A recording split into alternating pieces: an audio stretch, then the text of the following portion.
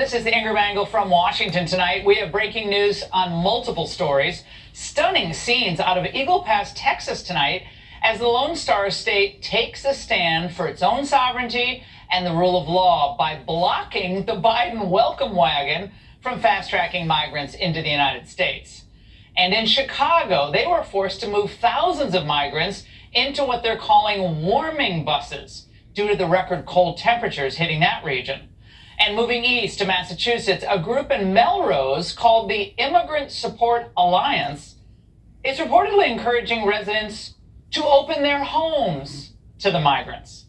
An information session there called Exploring the Host Home Experience takes place on Monday. And the notice reads, "Are you curious about what's involved in hosting an immigrant for short-term shelter as they begin their journey toward independence?" Today, housing immigrants in your house is voluntary, but tomorrow, we'll see.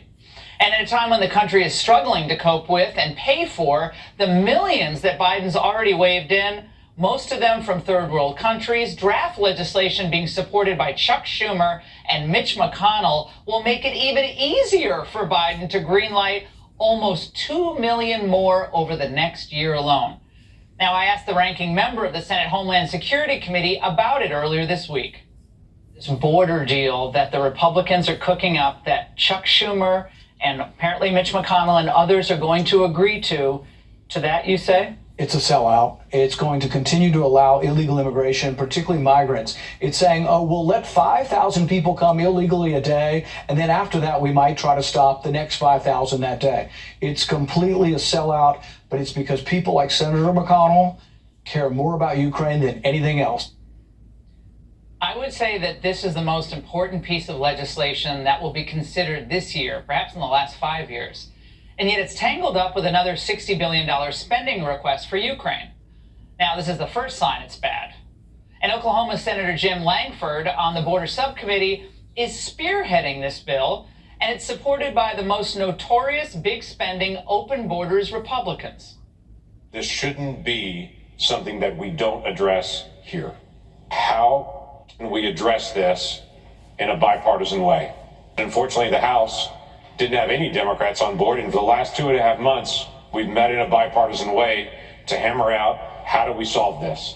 Senator Langford, you've done an extraordinary job of negotiating what I think is going to be a successful compromise that's going to get support from Republicans and Democrats. You know, says Tom Tillis, the man who voted to give Biden $1 trillion for infrastructure, which ended up being a gateway to an even worse so-called Inflation Reduction Act.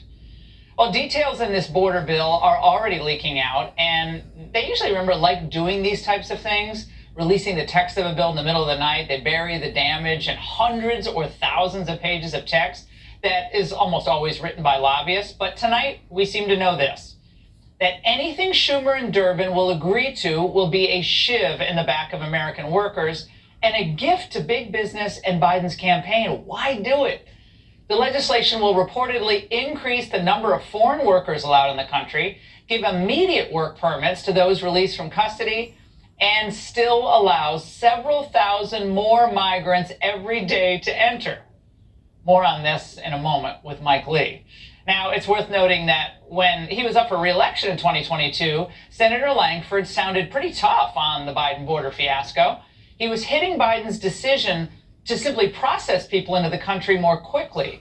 And at the time, he noted that the national security crisis they've created for the country and the chaos they've created at the border.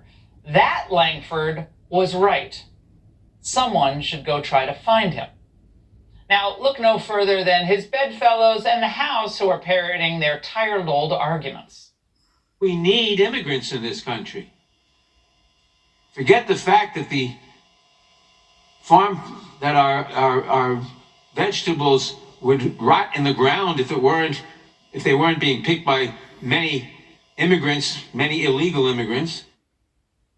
Do you ever remember not having vegetables growing up? Neither do I. Now, no Republican should touch this or be involved with this sham in any way, shape, or form. Let the voters sort this out in November. We don't need a fig leaf of enforcement. We need a new president. Now, McConnell even admitted behind closed doors that they're afraid that Trump won't cave and give them the foreign workers they want. Read between the lines there. Now, it might make sense that Democrats would want to import more workers into the United States, right? Because they're the party of woke Wall Street and the plutocracy. But it makes no sense that Republicans, who are winning right now because of the votes of working people, and who, by the way, are despised by big business, it makes no sense for them to help the left at every turn. Joining me now is Utah Senator Mike Lee. Senator, thank you for being here tonight. Here's what's in the border deal more specifically, according to the Immigration Accountability Project. They would increase green cards by 50K a year. They would provide work permits for adult children of H-1B visa holders. They would provide immediate work permits to every illegal alien released from custody, taxpayer-funded lawyers to certain unaccompanied children and mentally incompetent aliens, and 5,000 per day minimum, the number of asylees allowed into the United States. You do the math on that, Senator, 365 days a year times 5,000, that's 1.825 million asylees waved into the United States under this so-called deal. Your reaction? My reaction is that we have no business negotiating this deal and proceeding as if the border crisis unfolding in the United States or anything having to do with a lack of enforcement authority by the president. Look, existing law gives President Joe Biden more than enough authority to enforce the border, to stop this crisis, to prevent the 300,000 people who crossed illegally into our border just last month alone. And 300 or so terrorists who have come across our borders, just the ones we know about. He's got authority to do that. Remember, our asylum provisions are all written in may language, not shall, which means it's discretionary. There is no right to it. At any moment when we're bogged down, the solution is to stop processing asylum applicants, not to just say, okay, you can come on in, we'll buy you a plane ticket anywhere to the United States. My number one concern with this proposal, with this entire negotiation, is that it falsely suggests that the border crisis exists and persists for want of adequate legislative authority. That is not true. And so, meanwhile, what President Biden and Mitch McConnell and a few others want to do is use the promise of border security provisions as bait to extort and extract Republican votes for Ukraine aid. They want to pass a $106 billion package, most of which goes to Ukraine. They don't have the votes, so they're promising border security. If they were willing to bring us border security, they'd have brought us border security a long time ago, and they could have done so under existing law. Now, Senator, here's what Senator McConnell is saying about the deal. Watch. We're inching closer to a chance to restore sanity, common sense enforcement mechanisms, and the rule of law. None of the challenges we face from our southern border to the Red Sea get any easier the longer we wait to address them. Why is he wrong, Senator? Well, he's wrong because he's suggesting that it's Congress's fault. Remember, Congress makes the laws. Congress doesn't enforce the laws. We do have laws in the books. Sure, they're in need of retooling from time to time. We could use that. But that's not why we have the full-fledged crisis with 10 million people coming across illegally since the day Joe Biden took office. That's not the reason. The reason is he refuses to use the authority that he's got. So I couldn't disagree more with Mitch McConnell on that point. He's suggesting that we must act for it to do it. No, Mr. McConnell. Joe Biden must act. He has the power. He just doesn't want to do it. So this means Senator Ron Johnson, Hawley, Rand Paul, you, Vance. I mean, there's a core group of senators who are still standing up for the American workers. Y'all got to stick together, and everyone can call their senator and respectfully let their voice be heard. Now, Senator, I understand that you've decided whom you're going to endorse in the Republican primary. Are you going to share it with us tonight? Yeah, I have made that decision. And as I get into that, I want to be clear. This is a choice. American people have a choice to make. In this circumstance, they have a rare, historically unusual chance to choose between two presidents. They have a chance to choose between order and lawlessness. They have an opportunity to choose between putting America first and America last. I choose first and always to put America first.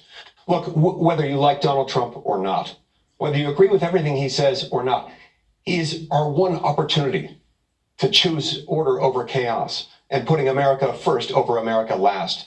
It's time to get behind him. And look, in presidential campaigns, there are always a lot of promises made.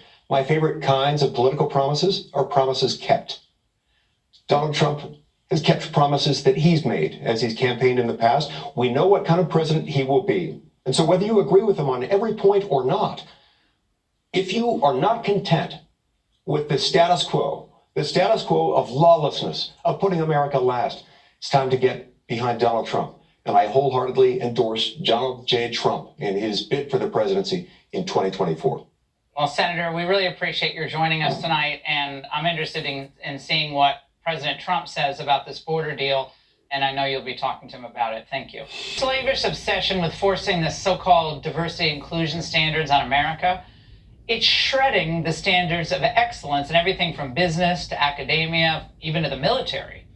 Now, in some settings, when DEI comes first and merit second, this may mean needless American deaths, and a lot of them. Boeing recently bragged not about being the best in the business, but about surpassing its diversity quotas, with 92% of interviewees, they say, being diverse. Oh, goody. But then, not so good, a door flying off one of Boeing's 737 Supermaxes.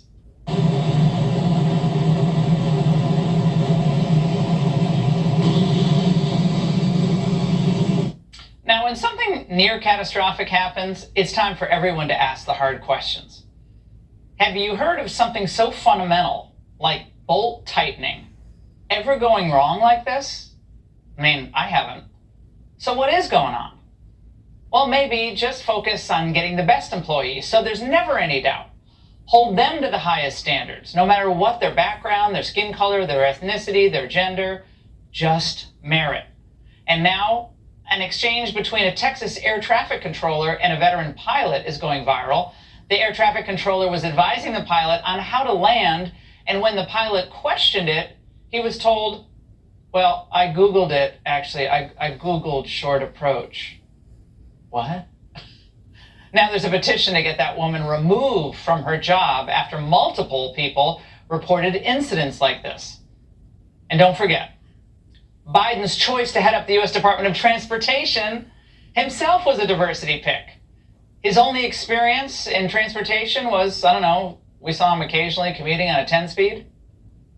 Our cabinet doesn't just have one first, or just two of these first, but 8 precedent-busting appointments. And today, a 9th, the first ever openly gay nominee to lead the cabinet department. Thank you, Mr. President-elect. Thank you for honoring your commitment to diversity with this administration that you're assembling. Of course, Pete has no answers as to why aviation NEMACs, or near midair collisions, have skyrocketed under Biden by 63%. Well, I guess he's the first. That's the first he's not bragging about. Joining me now, Charlie Hurt, Fox News contributor, Washington Times opinion editor. Charlie, I don't think it goes too far to say that people could, we're not saying this happened in this case, or that was the reason for the bolts not being tightened or the procedures not being properly followed, but this could happen. People could die as a result of DEI. Well, to be sure, I mean, it gives you a glimpse into what their priorities are. And if their priorities are DEI and not tightening the bolts on the door, then that's pretty much all you need to know. But this is what happens when you put unserious people in charge of serious things. And you could sort of argue that the Biden administration, if you hire a press secretary based on whatever DEI things that you want to, pick out of the thin air, it's not that big of a deal because she just sits up there and makes stupid word salads in front of the press. But when you put people in serious positions, like say the vice presidency, and put them in charge of the border, or you put them in charge of the Department of Transportation, based on all of these idiotic rules in order to sort of color by numbers, suddenly it gets very serious. And it's a reminder why you just simply cannot put unserious people in serious situations. A host on MSNBC says any concerns voiced, such as ours, are just racist. We have Fox News heavily implying planes can crash and kill people because companies hire too many black people. And we have the richest man in the world openly and embracing and promoting paranoid racist theories. Well, they flashed a picture of Elon Musk and myself up because both of us were raising this question. But isn't it better to raise the question now than to try to figure it out after we lose a couple hundred people? Oh, precisely. Precisely. And you know, the other thing, Laura, is it's not only is it going to cost people's lives, not only will this insanity kill people, but it also doesn't even achieve the goal they're going for. If what they're going for is equality, this is not how you reach equality. The only way you reach equality is, as you said earlier, you judge people on the content of their character and their capabilities, and you put them, and of course you educate people, which of course these people are also against that as well, and this is what you wind up with. No, they don't want equality. They want retribution, Charlie. Great to see you.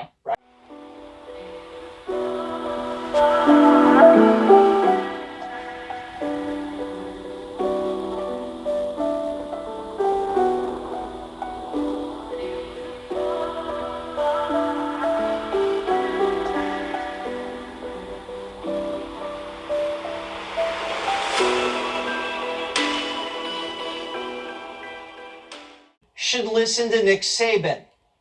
He should listen to his heart, which we know isn't fully in it. He can't do his job anymore. He pitched himself as a bridge to the next generation, and now he's become a burden. Joe doesn't love the grind, he loves the beach. And he's clinging to the pageantry of the presidency while the whole country suffers. The attention to detail isn't there. He didn't even know his defense secretary was MIA for a week. His days are starting later and later. Briefings that were held at 9 a.m., now held at 11. Lids that were called at 6 p.m., now called at 4.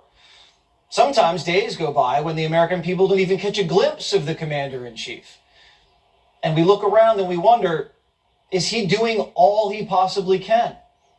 We didn't hire Biden so he could retire in the White House. At White House Senior Living, our residents feel right at home. Our vibrant facility offers delightful activities and outings, round-the-clock professional care, and exquisite house-made meals. Well, I've been eating everything that's put in front of me. I've been eating all Italian foods, basically. And ice cream. And ice cream, chocolate chip ice cream. White House Senior Living, where residents feel like presidents. So after 3 days unseen, Biden scheduled what he called a campaign event in Pennsylvania, the closest swing state to Delaware, the state he was in last week where he anointed himself George Washington. So what did the people of Pennsylvania think of George Washington?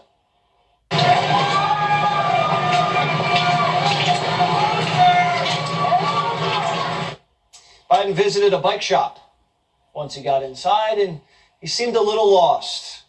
This is Morgan Sherwin. This is Morgan Sherwin and Sam Cerruti. After the bike shop, the president went to a coffee shop. And we're not sure what he's doing here. We hope he wasn't sniffing hair, but the young ladies didn't really seem to know he was president. It was an odd thing to bill as a campaign stop because the president never gave a speech. He stopped by a firehouse afterwards and read his economic plan from a note card. By the way, all is connected. You know, we've invested because of the Infrastructure Act. I want to get the number right. I think it's roughly how many $1 billion? $145 billion. So for example, you know, when you increase number of jobs, that increases the number of customers. Wow. You'd think he'd have the economic plan memorized by now. No. The Iowa caucus is Monday. Trump's been to Iowa 13 times since July.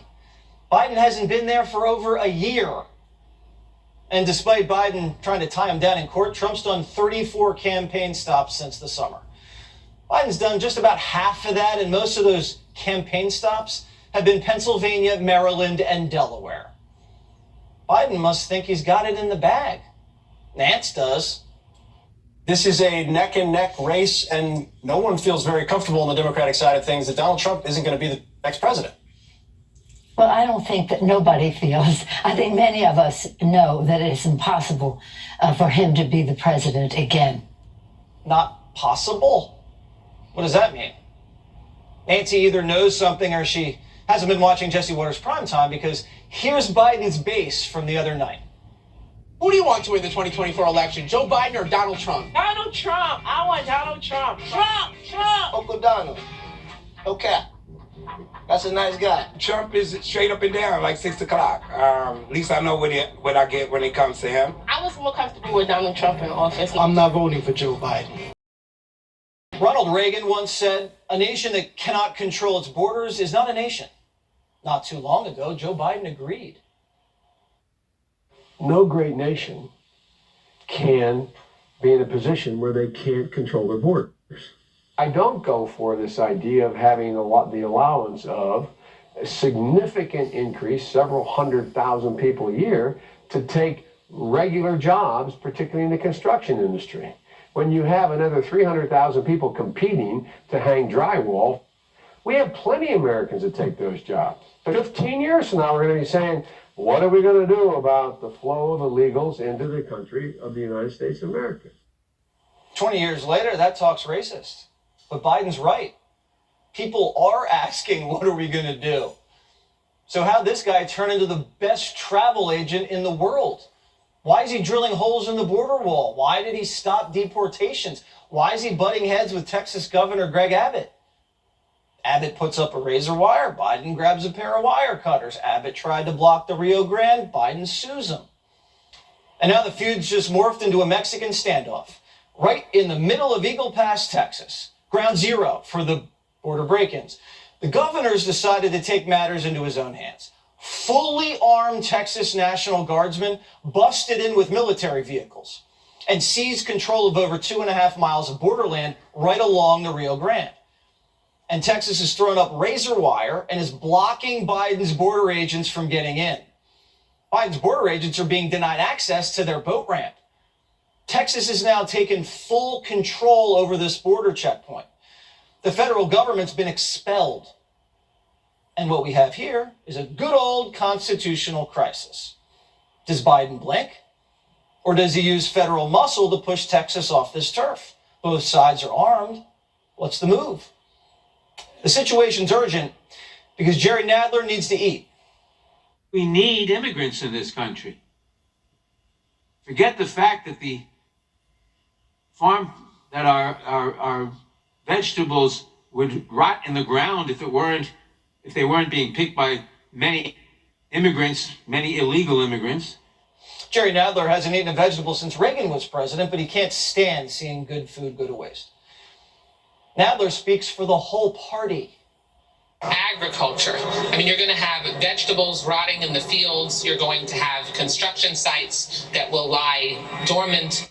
We have a shortage of workers in our country, and you see even in Florida, some of the farmers and the growers saying, why are you shipping these immigrants up north? We need them to pick the crops down here. Those folk who are coming across are the ones who are helping to put food on our table. Wait a second. Democrats said these were dreamers crossing the border. They're all going to college, but they're really just here to pick crops? The Democratic Party has not changed a lot in 150 years. Well, besides working the fields, these migrants are baby machines, they say. The fact is that the birth rate in this country is way below replacement level, which means our population is going to start shrinking. And the ratio of people on Social Security and Medicare is going to increase relative to the number of people supporting them. This is a problem faced by every major country in the world. Few countries, however, have the means to solve this problem through immigration. People want to immigrate to the United States. They do not want to immigrate to China or Russia. We are very lucky in that respect. I've had 4 babies, Nadler. You've had 1. Maybe you should dim the lights and open a bottle of wine instead of opening the border. Something about what Nadler said, though, where have I heard that before? The great replacement theory. This conservative, reactionary, anti-immigrant, anti-urban, anti-change. You have folks on television stations talking about the replacement theory, scaring the living hell out of people who don't have a whole lot of emotional stability. We were told this idea of replacement was a racist right-wing theory. I'm confused now. An unrelenting stream of immigration. Non-stop. Folks like me who were Caucasian of European descent, for the first time in 2017, will be in an absolute minority in the United States of America. Absolute minority. Fewer than 50% of the people in America from then and on will be white European stock. That's not a bad thing. That's a source of our strength. So, just so we understand, Democrats are saying we need to open the borders so migrants come in here and they can have babies, and that's a good thing. What else are Democrats saying about this theory of theirs? In a couple of presidential cycles, you'll be on election night, you'll be announcing that we're calling the 38 electoral votes of Texas for the Democratic nominee for president. It's changing. It's going to become a purple state and then a blue state because of the demographics, because of the population growth of folks from outside of Texas. Starting to make sense now, right? Open the border, replace the babies Americans aren't having with foreign babies, and in a generation, red states become blue states. That's not what I said. That's what Democrats just said. Cheap labor and babies, crops and votes. Don't you see, the open border is not a crisis, it's the goal. Last September and October, there were more border crossers than American babies born. The truth is that unchecked borders discourage Americans from having bigger families. It drives up home prices. It stagnates wages. It crowds schools, raises taxes. Here's an idea, Jerry. Americans will start getting sexy, and we'll manage our immigration system, and you can still have all the veggies you want, okay? Todd Bensman's a senior national security fellow at the Center for Immigration Studies. Have you ever heard them say it this explicitly? Well, my job is to listen to them say those kind of things. So, yeah, I have been listening to that.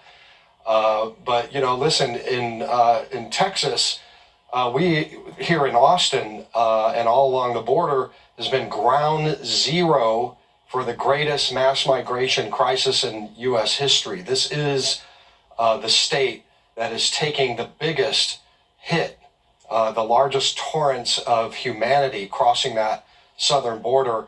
And the governor of Texas is doing what he can, which is limited in a legal way, to just block them at the river's edge, especially right there at ground zero, which is Eagle Pass, right across from Piedras Negras. It's a super highway, expressway for the mass migration. We just saw a couple weeks ago, 5,000 come across right there, and they just overwhelmed the Texas forces there to get at the green uniformed Border Patrol agents who are stationed right there with a processing center, a field processing center, where everybody knows it's pinned. All the immigrants have it pinned on their cell phone maps all around the world to go right there. So I don't blame Governor Abbott for removing the processing center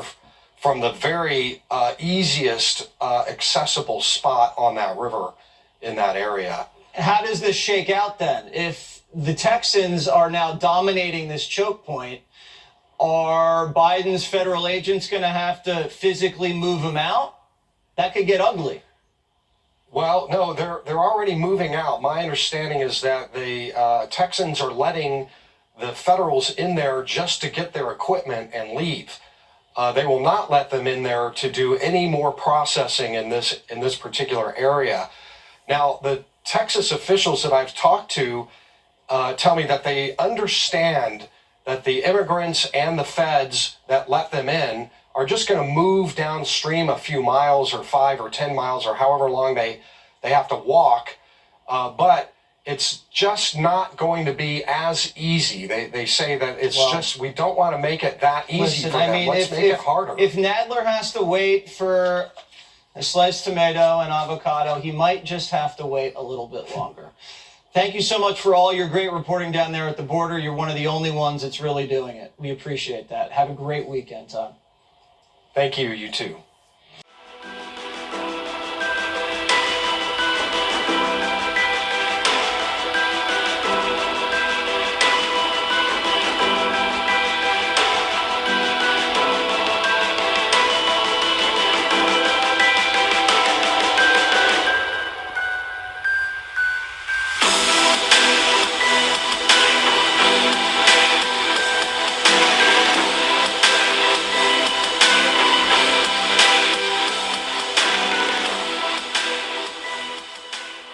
Football's the best sport for young boys. It's a contact sport that teaches you resilience, teamwork, little humility. You get dirty, you get in good shape, and your career usually ends when you're a teenager. But in California, they're trying to ban football. Popular youth football leagues like this one draw players, parents, and coaches to the excitement and competition of tackle football. You can love football and love our kids. But this Wednesday, the scrimmage wasn't on a football field, but in Sacramento. State lawmakers debated whether to ban tackle football for those 12 years old and younger. A 12-year-old can't play football, but they can get a sex change in California. Pee-wee football's too dangerous, but you can cut off your pee-pee. I feel like getting tackled hurts a little less than getting castrated. California is such a great place for kids, isn't it? You step over needles and dodge bullets on the way to school, but don't play football. You might get hurt. A middle schooler can have an abortion in California, but they can't hit a guy over the middle for a first down. I'm beginning to think Newsom's not really running for president because banning football might not go over too well in the general.